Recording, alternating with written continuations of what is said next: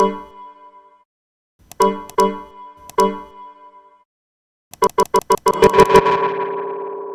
the Ultracraft Reflex, the darling of the resin 3D printing world.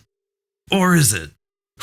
This video is going to ruffle some feathers and I'm not going to be making any friends here, but this one is so important and I got to get this out there, so please do me a favor right now, like this video and get subscribed if you're not already, and do write a comment, just say let's go or I'm ready, something like that, just to stoke the algorithm and help me get this out there. Alright, let's get into it. Make no mistake about it, the HeyGears Ultracraft Reflex is a very premium, well-built piece of kit. And there are people who have actually bought these things out there, using them in the wild and swearing by them. So I'm not going to sit here and tell you that this is a bad printer, because that would be untrue. It's a very good printer. But I do think this is a printer you probably shouldn't buy. At least, I think this is a printer the vast majority of you should probably absolutely not buy.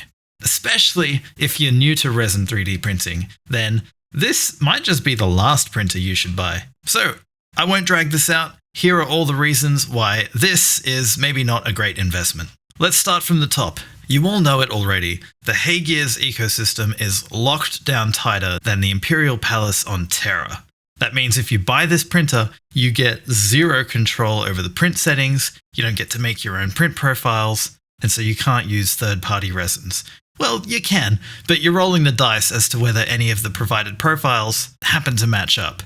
Some people have found other resins that work within the limited selection of profiles, and some even point to this and try and pretend like that this makes it okay, but that is completely missing the point. Chancing upon third-party resins that work well on this machine is small relief to a much bigger problem. You see, while the HeyGears ecosystem does provide you with this absolutely beautiful, curated resin 3D printing experience, it does so to such a degree that if anything were ever to happen to HeyGears as a company, and in particular their servers running authentication on their proprietary slicer, you are dead in the water.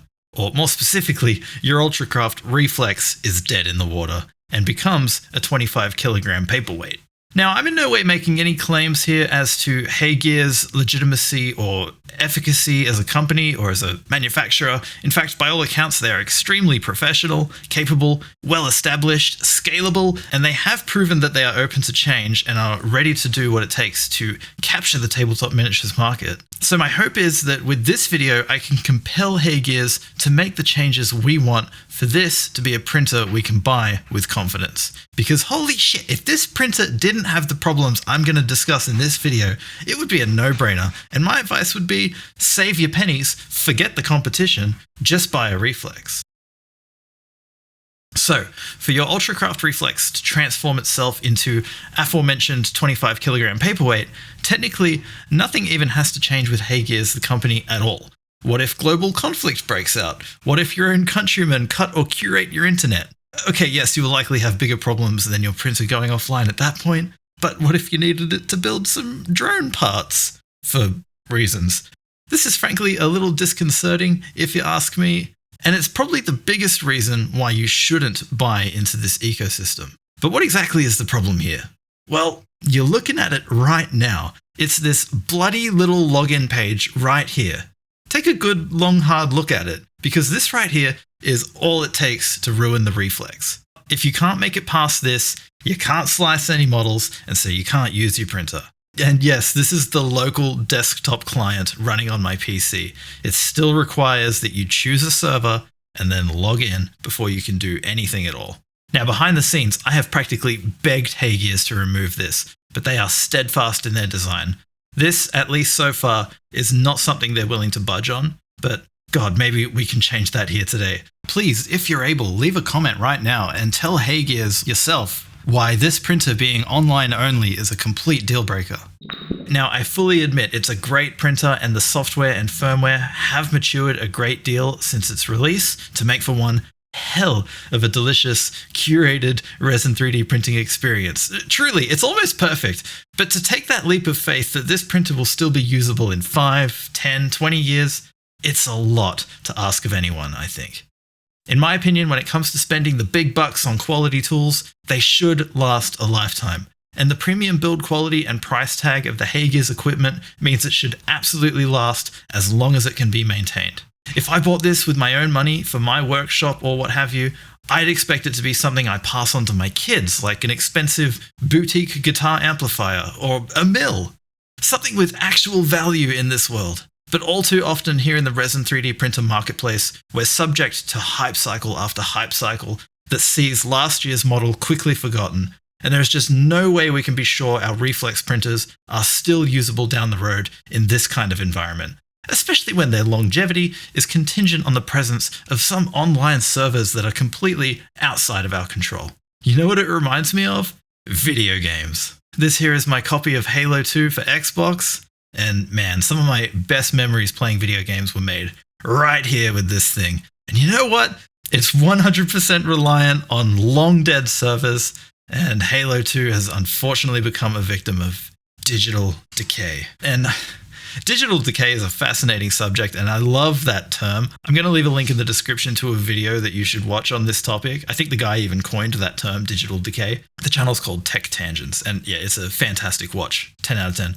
But yeah, so what can HeyGears do to earn my love and make their ecosystem my top pick? Well, it's kind of hilarious because all HeyGears have to do here is remove that login requirement from the slicer. Just make an offline mode. That way I know I can throw a copy of the installer on a USB stick and toss it in a drawer for 30 years. Confident that whatever the future may hold, I can still get my reflex working if I want it to. And bonus points too if you could also allow us to access the machine's settings as well so that we can create our own custom profiles. I'm not going to bitch about the price of their resin because I know many of you are willing to pay for that highly curated experience, so that's besides the point. But again, the longevity of the system gets called into question because what happens if you can no longer get the particular resin that you like? For any number of reasons, it could become difficult or impossible to obtain. So we need that control in addition to the curated experience.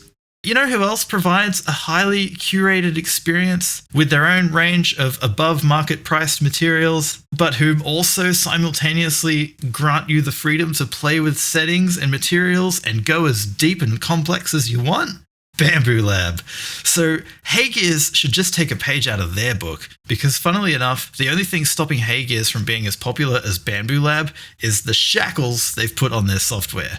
Bamboo Lab give us the best of both worlds. HeyGears should do the same. Finally, the ultra Chad move that would just instantly convert me into the biggest fan of the company would be for HeyGears to go and buy up copies of all the most popular resins for tabletop minis from companies like Sunlu, Elegoo, Anycubic, Nova 3D, Soraya Tech, and so on, and have their engineers painstakingly create print profiles in-house that work with these resins to the best of their equipment and software's abilities, and then preload those profiles into their slicer, Blueprint Studio, just like Bamboo Lab have done with filaments. That would honestly be incredible.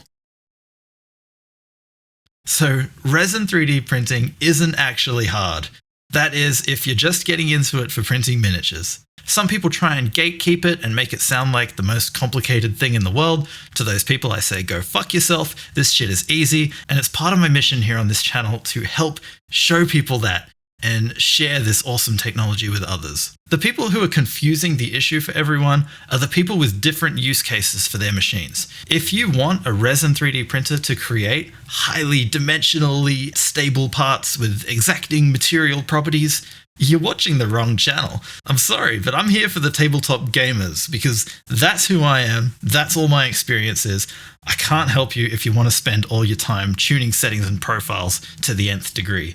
The resins we use for miniatures are extremely forgiving. The fundamentals to the technology are extremely simple. There's only a couple of moving parts, and we've all been happily printing miniatures to great success for years on far cheaper machines. People also like to make it out like print failures are the biggest hassle in the world. They're not. They're just a fact of life. And guess what? They're going to happen on your reflex too. And the process is exactly the same as a $200 printer. Run a vat clean, change what you need to, reslice, and reprint. It's the same thing with Bamboo Lab printers. No 3D printer is immune to print failures. You're going to have to deal with them. and they're not a big deal. If you're worried about print failures, you shouldn't, and I have a whole video that breaks down exactly what you need to know to get up and running with confidence on any resin 3D printer and have a great time with the technology printing miniatures, including the occasional print failure. They're just a fact of life. No matter how much money you spend, there's just no way around it. Now, I could spend an hour here gushing over all the features I do love about the printer, like the pour spout on the vat, the resin runout detection probe thingy in the corner, the latches for the build plate and the vat, the swingy door, but thankfully my peers have already seen to that, and so I don't think I need to. But there are a couple of things I'd like to talk to here in regards to the physical properties of the machine, and the first of which is the build volume. So it's similar to that of a Saturn or an M5S, but it has the heft and girth of a much, much larger printer. It's completely unwieldy in any small space, and so I personally feel it's extremely overkill given how simple resin 3D printers can be while still being highly effective. I also personally don't love the auto-feeding inverted bottle system because even though it's quite clever, it's still messy as fuck. And if you're not careful, the cavity at the back where the bottle goes will become lined with resin drips that you'll have to get in there after and clean. It's awkward as hell, but thankfully we can just top up this printer like we can any other, so this one's not a big deal. There's one more physical hardware aspect to this machine we got to talk about though. This printer is a fume nightmare. Because when I first ran an Ultracraft Reflex in my studio, one, the smell of the resin was particularly bad, so it was very noticeable. But two, that smell was most concentrated at the exhaust. Yes, I got down there and I sniffed it. Yes, that was dumb. But hey, it was for science. I then tried my best to set up my fume extractor near this exhaust, which helped a bit, but it was mostly futile. And I'm pretty sure I lost a couple of brain cells using this printer. And because it has been a while since I last had this printer out of its box, I decided it was important to go dig it up and verify that all the claims I'm making here are in fact true and that I'm not misremembering anything. And so digging into this a little bit deeper, I don't see any obvious way that the lower internals are connected to the upper build chamber, but I can confirm the exhaust does indeed reek and appears to be dumping fumes. And that really sucks because unlike other printers, this one isn't easy to rig up an extraction system to.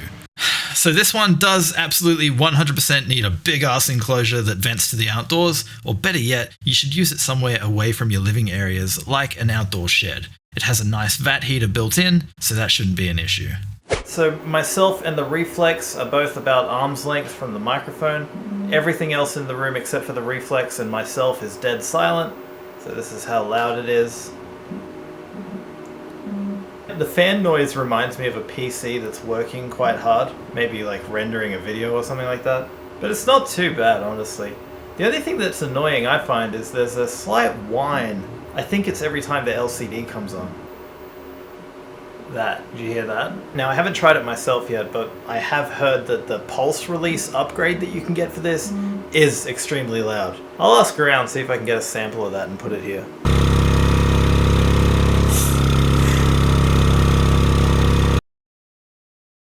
A big selling point for this printer is obviously the software. Because you're using their resin, you can theoretically slice any model and it will generate automatic supports that will work perfectly. They can do this because of their complete vertical integration, and this stands in stark contrast to every other auto supports engine in existence, which, although some people swear by them, largely I think we can mostly agree are unreliable and should be avoided. One of the big issues holding resin 3D printed miniatures back is the quality of what's called a pre-supported model. All these are simply models that come ready to print, with all the support work taken care of. And you don't have to travel too far back in time to find yourself in a landscape of mostly garbage pre-supported models that were cause for many headache for new and seasoned printers alike. Thankfully though, we have come a long way, and quality pre-supported files today more and more seem to be the rule and not the exception. Projects like minirated.com have done wonders to incentivize studios and artists to up their game and ensure their models are delivered in a state that's ready to print, no matter what printer you bought or resin you choose. And in conjunction with the maturation of these support standards has been the maturation of calibration standards. It's now largely agreed that with cones of calibration or boxes of calibration, that these simple and fun test prints can quickly deliver you to the settings you need for your resin and printer to have a good time.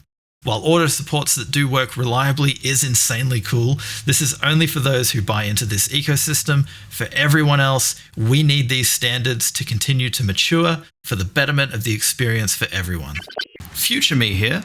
Apparently even I was drinking the Kool-Aid a bit, because I decided to test this magical do no wrong pre-support engine today after getting everything set up again and fully up to date. And all I did is just grab a bunch of different models, drag them into Blueprint Studio, didn't change the orientation of them or anything, and just clicked on that one-click slice button. And what the hell is it doing? It's face planting all of the minis, pointing their most vital details straight down toward the build plate and then absolutely smothering them in supports. Even this tank hull, like you'd think it wouldn't have been hard for it to identify the big boring plane surface, might just be the one that we'd prefer marred up with the support scars, and not the super detailed surface with all the rivets and stuff.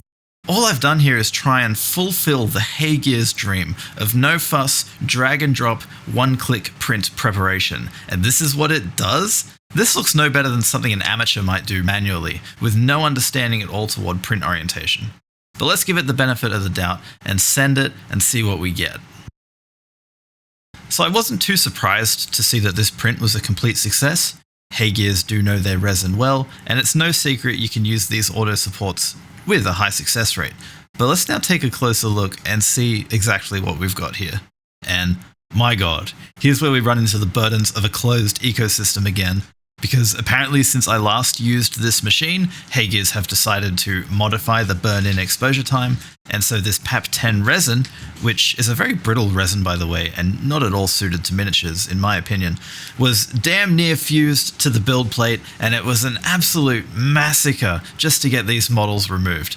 Ordinarily, on any other printer, this would be a simple, whoops, let's just turn that bottom layer exposure down a bit in the slicer and try again. But no, here we are denied access to even the most basic settings. And so this crappy experience will always be the experience until maybe, if you're lucky, HeyGears will listen to feedback and alter it for you.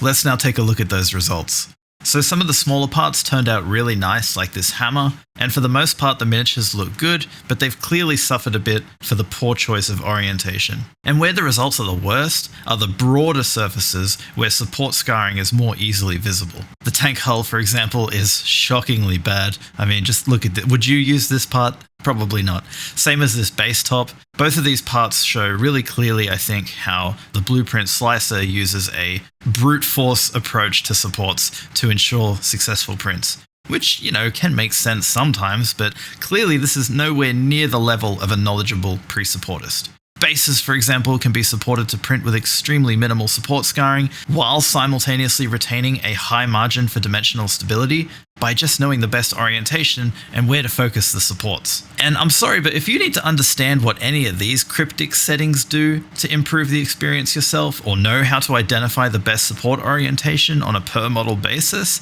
then this is not the just works dream that we've been sold on. And it completely defeats the point.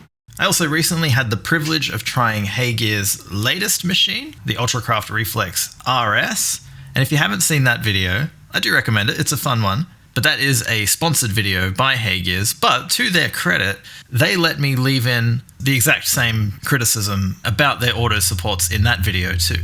And to quickly summarize, the model I printed was this absolutely fantastic spaceship called Girly Man's Glorious Rowboat, and I used HeyGears automatic supports, and it was taking so long to post-process these parts, like because of just the countless tiny little supports that Blueprint placed that were completely superfluous, most of them, and didn't even need to be there. It was, I mean, as I was just standing there for what felt like forever, slowly removing these parts, I was going mad, and I was like, no more. I'm just going to go support these parts manually myself, which I did, and yeah, the print results were just so much better for it. Like, the difference is just night and day between even the best automatic supports in the world and a well-prepared pre-supported file. I said it in that video, I'll say it again here. Give me a well-prepared pre-supported file any day over the best auto supports in the world. It is such a better experience. So yeah, fair warning, like don't buy a HeyGears machine because you think like it's just going to give you the best experience with supports ever. It's just not. And in fact, it's really analogous to tree supports in FDM. And really, this is the benefit you're buying into here if you get a HeyGears machine. Because like tree supports, you can bring any model into the slicer, use their automatic supports, and with a really high degree of confidence, be sure that at the end of that print, that model or those models are going to be present on your build plate. Like, that's amazing. But like tree supports on FDM, they can be an absolute bitch to remove, take a ton of time and effort, and yeah, they're going to just absolutely jam up your details and affect your surface finish. Now, I have heard that if you get the pulse release upgrade, that you can then get away with modifying these support settings to be a little bit more daintier, a bit more delicate, which is going to improve your surface finish. But then, yeah, you've heard how loud that thing is, and I haven't tested that myself, so I can't speak to that. Not to mention, it's an additional $1,000 on top of an already really expensive printer. So, you really got to commit. This simply is the wrong choice for the vast majority of folks getting into resin 3D printing for the purposes of printing miniatures at home. It's too big, it's too smelly, it's too locked down, and it's too expensive. You're probably trying to get away from the high costs of Warhammer, so why would you consider spending so much on a machine like this when you can dip your toe into resin 3D printing with an excellent machine for no more than $300 that will produce miniatures in such high quality it'll blow your socks off, that will give you the freedom to try the different resins you have readily available to you. It will help you learn the fundamentals and give you confidence resin 3D printing. I just can't imagine the Reflex or any printer this expensive is a good idea for someone getting their first printer for minis. The money saved buying something smaller and more practical can go into the other essentials and nice to haves. A good fume extraction system, a nice enclosure, a wash and cure, maybe 2 wash and cures, loads of PPE, and of course, resin. My advice as someone who's been resin printing minis for years, who has used many different machines and materials, is to start with a small and cheap printer first to see if this is even something for you. I see it again and again. All too often, people get hyped up and jump in the deep end buying something with a bunch of features they don't need, like a huge build volume or inbuilt heaters, and lacking features that they would benefit from, like exposure calibration or auto leveling. Resin printing is not for everyone, so be wise, be cautious, tread lightly into this realm, start small and go from there. Once you've been doing it for a while and you've grasped the fundamentals, and once you feel like you need to upgrade, you might consider the Ultracraft Reflex if you're comfortable taking a chance on the longevity of the thing, and also if you've been unsatisfied with the community-led efforts to standardize and streamline the 3D printing experience for tabletop miniatures. You might just find, though, that resin 3D printing wasn't nearly as difficult or as scary as you thought it was going to be, and you may too, in fact, come to see this printer as a bit overkill as well. Who is this printer for, though? I think, as others have rightly identified, and it's my best guess as well, is this would be great for businesses and studios who need to rapidly iterate on designs, or who have a strictly internal use case for their models supported for printing. Not having to take care of supporting a model for every single version of its design to ensure a successful print would be a huge boon to speed and likely costs. And if you just needed to print a model for something like box art, again, you don't have to waste the time and money on a dedicated pre-supportist. But again, it's going to be dependent on the type of business, right? Because print farms, for example, I think this printer would not be a good fit, as those businesses can easily pre-support a model once and then never need to worry about it again and print it thousands of times over and over across their fleet. This gives them the added benefit too of knowing that their supports of the model can be ruled out as one of the variables when identifying print failures. There's also an argument to be made that you could buy multiple cheaper machines for the price of one Reflex and increase your output significantly. So I'm not sure they make sense at all for print farms, but maybe I'm wrong. Anyone out there running a fleet of Reflexes want to chime in? Alright, okay, that's my Reflex video. Thanks for watching. I could make an absolute killing through affiliate sales pretending that this is a printer I think you should buy, but I think you deserve a realistic take on this thing. And so instead, all I ask is you come join our excellent community on Patreon or buy me a coffee. So I've left this all the way to the end of the video because I didn't want to kill retention earlier on. So it would mean a lot to me if you could just hear me out real quick. I'm going to plug my Patreon right now. There's no sponsorship or anything like that.